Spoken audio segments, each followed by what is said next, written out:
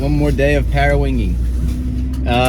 Today I will want to try to test that upwind downwind session. So a lot of people have been asking me about upwind ability of the Parawing, and it goes upwind extremely well. Look, it better than I thought it was. That's one of the reasons why I bought it and jumped on it pretty quick, because as soon as I saw certain upwind angles in videos, I really saw a great potential in this product. So, but I'm yet to test an upwind downwind situation, right? So compared to the wing, when we do wing deflates or something like that, how does the Parawing compare? So what I want to do today is go upwind for 30 minutes and see how much downwind riding time and distance I get with 30 minutes of going upwind. What I'm hoping is that the ratio of going upwind versus going downwind is good enough that it makes it worthwhile to have a downwind session, meaning leaving the beach at one spot, like one point, going upwind for 30 minutes, an hour, whatever, and then coming downwind and making that downwind session worth it enough to actually just be able to not rely on shuttles, have a little bit more independence in, you know, your downwinding journey and things like that. So it's around 18 knots right now, southerly, so I hope it holds. The wind is meant to drop, so I'm hauling ass to the beach right now, and hopefully I can get a session in and test this upwind downwind ability of the Parawing. So let's go. Cool, so what have we on the agenda for today? We got the 1130 135 tail, medium fuse, 80 mast, testing this FCS Grom leash. So this is a 5-foot leash, a little bit less resistant than your normal leashes, but again, this is something that a lot of people use for foiling just because of the form factor, a little bit smaller thickness in the actual leash. So trying this out, see if it works. I didn't like the coil leash, the full coil leash last time, so I'm trying this today. On the Parawing side of things, we have the 4-meter Maliko. Did this new harness line, so this is something I haven't used yet. I used just a very improvised version of it. Let's see if this is any better. We got around 15 to 18 knots of wind, so it's light, but the whole goal today is to get out there, try to do 30-minute upwind, see how far upwind I can get, and then come downwind and see what a 30-minute upwind leg will give me in terms of time and distance going downwind after I finish that. So let's see if I can get up. It's a little bit tricky on and off today. I can see a winger out there and he's kind of struggling, so let's give it a crack. Very light still. See if we can make it up.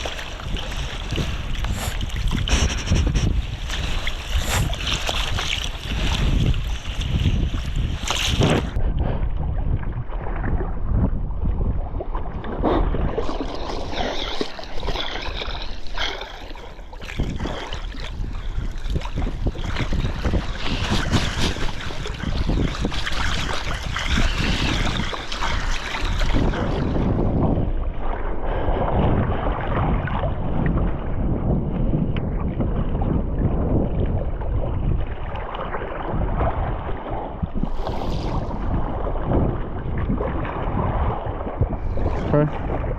Smaller, much smaller. Let's see if that helps.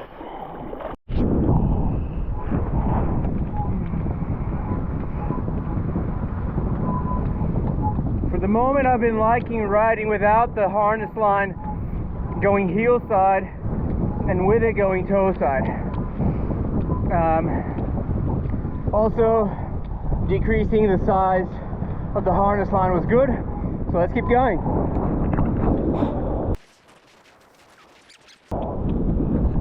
Trying to go slow and controlled, because if you gain speed, it's hard to brush it away.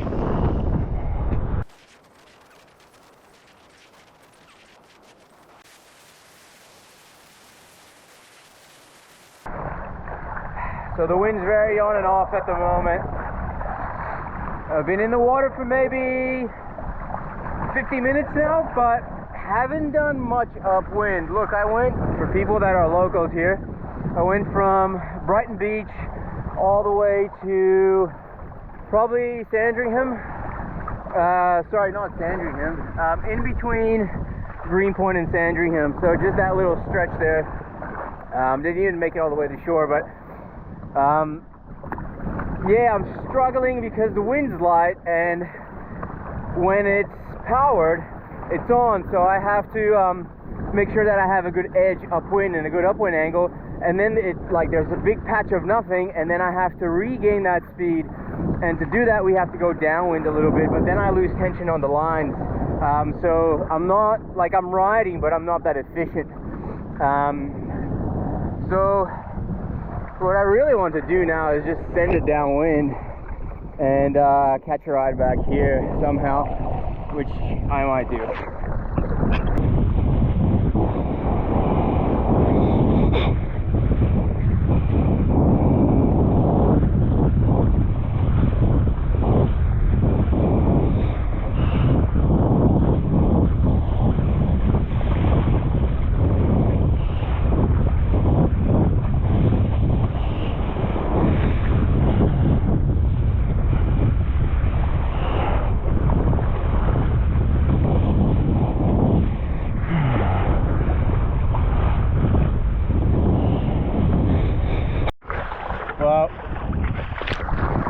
Here we are.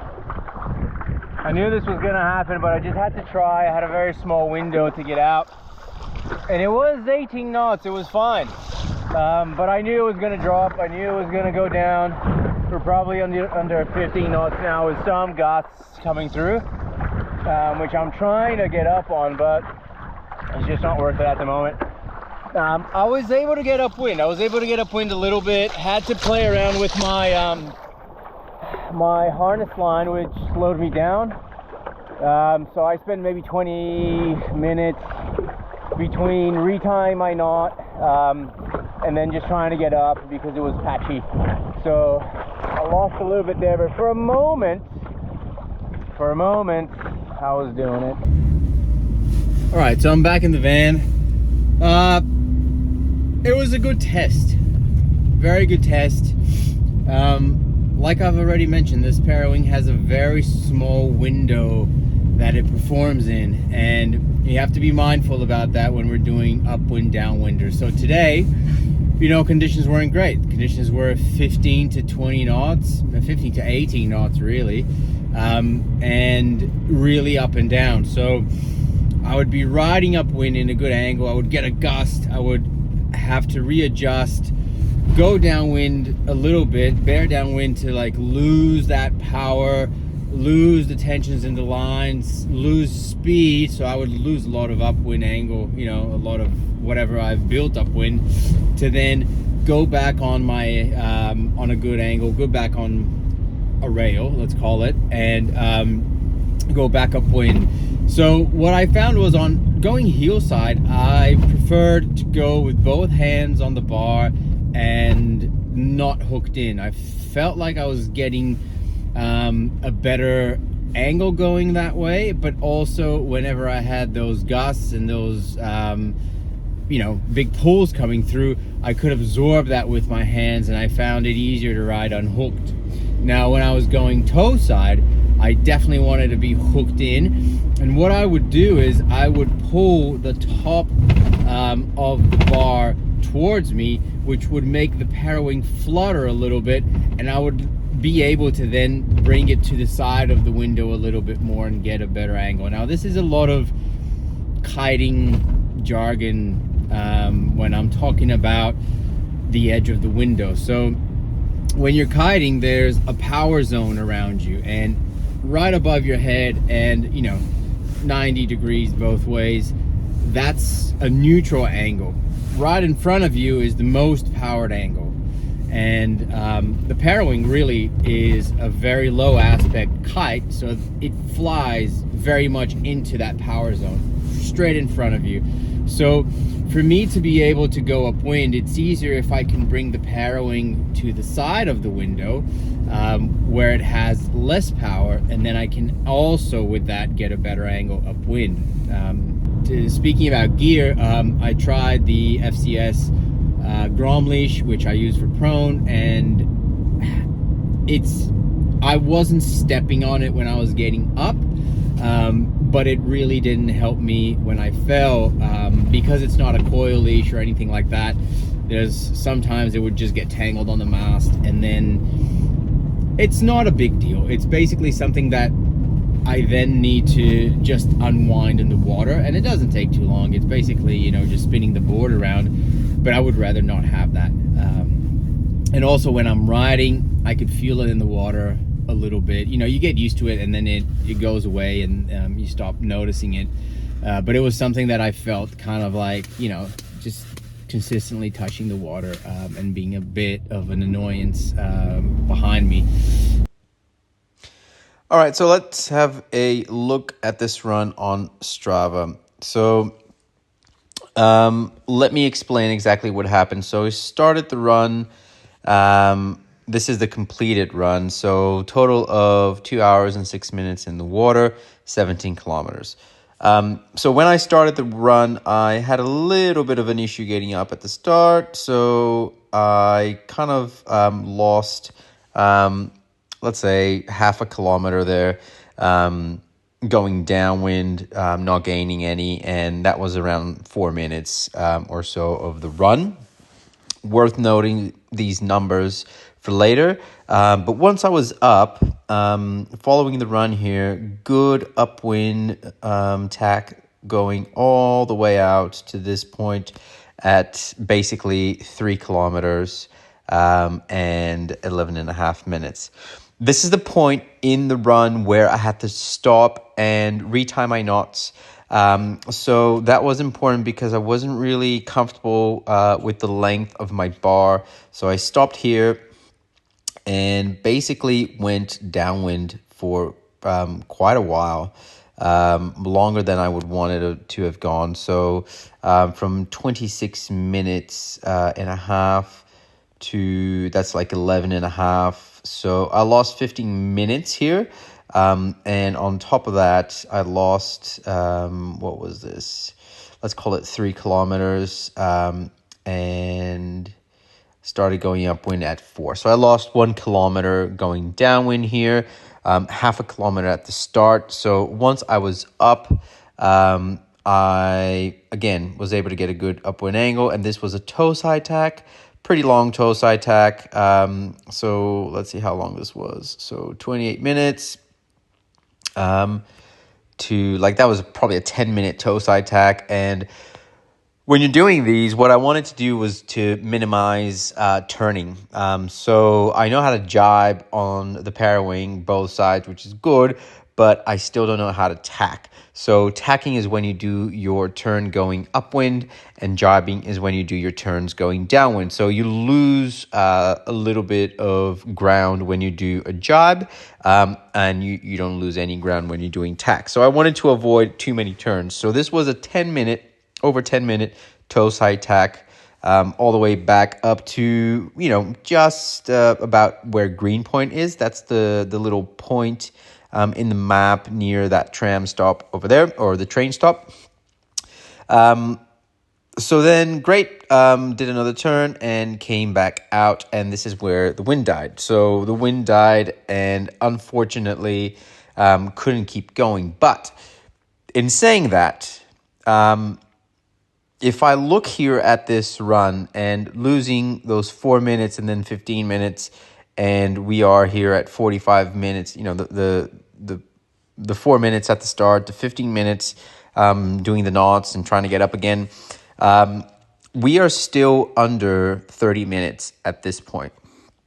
And considering the loss in distance, 1/2 kilometer and 1 kilometer going downwind here, when tying my knots, that's 1.5 Ks. So cool. So if we come to Google Earth here, this over here is Elwood Beach, and we launch here at Brighton Beach. So if we're going to measure this, I always launch from the rocks.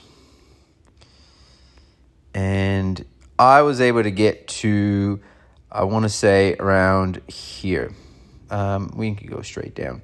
So let's say 2 kilometers. And probably I went a little bit further than this, but 2 kilometers.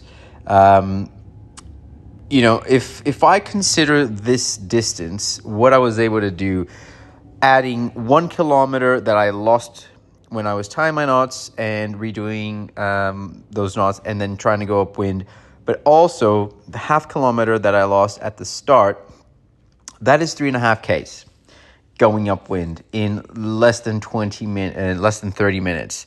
So I think that, you know, going back to our run here, we would be able to have done a 3.5 kilometer upwind in 25 minutes.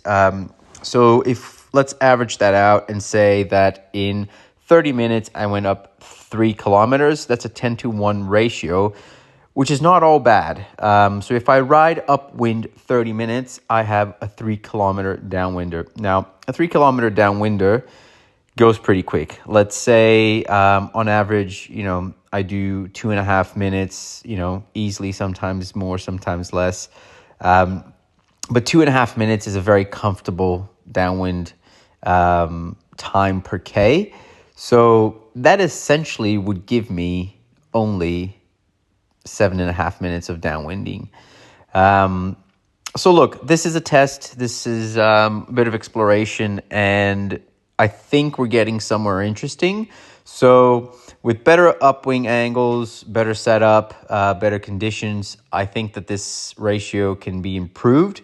So that's what we want to try. But this is interesting to note, interesting to have a look at and just analyze some data along with some of the footage of the run. Good lesson. So I still need good wind to do this, and I need to learn that on a day like this, the best thing for you to do is just send it downwind on the Parawing and enjoy what it does best, which is going downwind and stashing it in and just be hands-free with nothing there on a very small board for going downwinding, which is my 85 liter board, and a foil that is super fun, the 1130 or the 850. That's what I need to just focus on for now, but next time that there's wind, we'll try it again. I still want to learn how to do a proper upwind with it, so we're getting there.